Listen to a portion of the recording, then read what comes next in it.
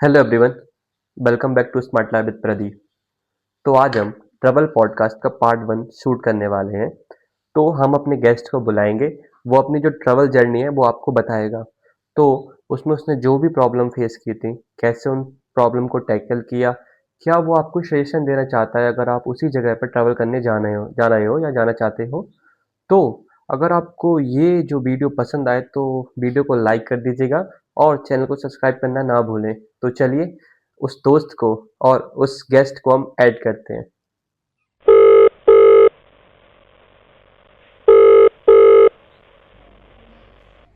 So hello everyone, जो हमारे जो फर्स्ट गेस्ट हैं उनका नाम है गौरव शर्मा और वो अपनी रीसेंट जर्नी के बारे में हम लोग को बताने वाले हैं। तो उनकी जो जर्नी है वो है ओमकारेश्वर। तो चलिए इनसे जानते हैं कि इनकी जर्नी कैसी रही। हाँ तो गौरव जी बताइए आपकी जर्नी कैसी रही। जय श्री महाकाल दोस्तों। तो जैसा कि अभी मैं बताने वाला हूँ आप लोगों को अपनी पहली पहली तो नहीं मतलब मैं आप लोगों को बताने वाला हूँ अपनी ओमकारेश्वर की यात्रा के बारे में। ओमकारेश्वर जो कि इंदौर के करीब है और 12 ज्योतिर्लिंगों में से एक है, जो मध्य प्रदेश में 2 ज्योतिर्लिंग पाए हैं। एक तो उज्जैन महाकालेश्वर, दूसरा ओमकारेश्वर। ओमकारेश्वर नर्मदा जी के किनारे है। ओमकारेश्वर माँ नर्मदा के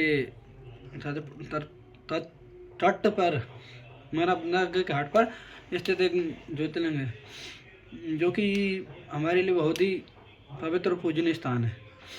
ओम को जैसे कि हम ओमकारेश्वर गए थे तो इस साल सावन के महीने में गए थे। सावन के महीने में महादेव का विशेष पर्व मनाया जाता है। सावन का महीना महादेव को समर्पित है।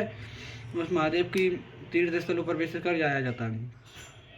ओमकारेश्वर की यात्रा में इंदौर से शुरुआत होती है। वैसे तो आप कहीं से भी हैं, आपको ओमकारेश्वर की यात्रा जानी है तो सबसे पहले आपको इंदौर आना पड़ेगा। इंदौर तक आपको फ़्लाइट, बस और ट्रेन तीनों मिल जाएंगी, पर इंदौर से आपको अपनी प्राइवेट कार, बाइक या पब्लिक बस से जाना पड़ेगा। वहाँ के लिए आपको ट्रेन नहीं मिलेगी। ओमकारेश्वर घाट पर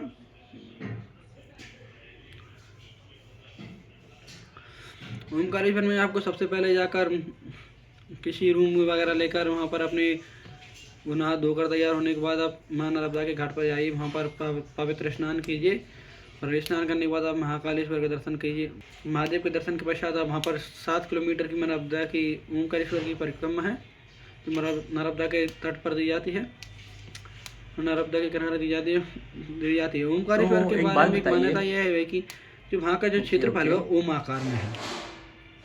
आपको जैसे कि आप ड्रोन वगैरह से देखते हैं या फिर आप मैं गूगल मैप या सैटेलाइट की कोई अगर इमेज आप उपलब्ध करवा पाते हैं अपने लिए, उसमें आप उसे ओम आकार में पाएंगे।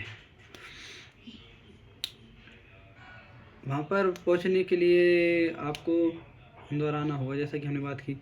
वहाँ पर जाने में सबसे सुविधाजनक है अपनी कार, पर मेरा मानना है कि आप पब्लिक बस से जाइए, क्योंकि आप पब्लिक बस से जाएंगे थोड़ा फ्रीली होकर जाएंगे और आप अकेले जाइए। अकेले जाने का महत्व यह है कि आपकी माँ नर्मदा के घाट पर आप थोड़ा ध्यान वगैरह लगा पाएंगे। आप माँ नर्मदा के घाट पर अगर आप घंटों अकेले बैठ सकते हैं तो आप यकीन मानिए आप एक उस शांति का अनुभव करेंगे जो आपने कभी महसूस नहीं की हुई। ओमकारेश्वर महादेव और माँ नर्मदा की विशेष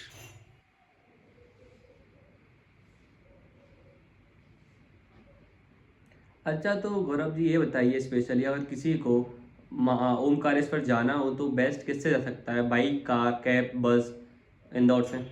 ओमकारेश्वर की यात्रा में इंदौर से शुरुआत होती है। वैसे तो आप कहीं से भी हैं, आपको ओमकारेश्वर की यात्रा जानी है तो सबसे पहले आपको इंदौर आना पड़ेगा। इंदौर तक आपको फ़्लाइट, बस और ट्रेन तीनों मिल जाएंगी, पर इंदौर से आपको अपनी प्राइवेट कार, बाइक या पब्लिक बस से जाना पड़ेगा। वहाँ के लिए आपको ट्रेन नहीं मिलेगी।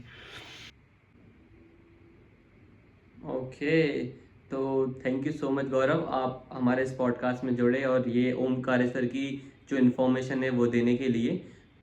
तो दोस्तों, हर हर महादेव, और इसी के साथ हम लोग अपनी जो वीडियो है उसको एंड करते हैं। और अगर भी ऐसे ही आप पॉडकास्ट में जुड़ना चाहते हैं तो आप नीचे कमेंट कर दीजिए, मैं आपको ऐसे ही ऐड कर दूंगा।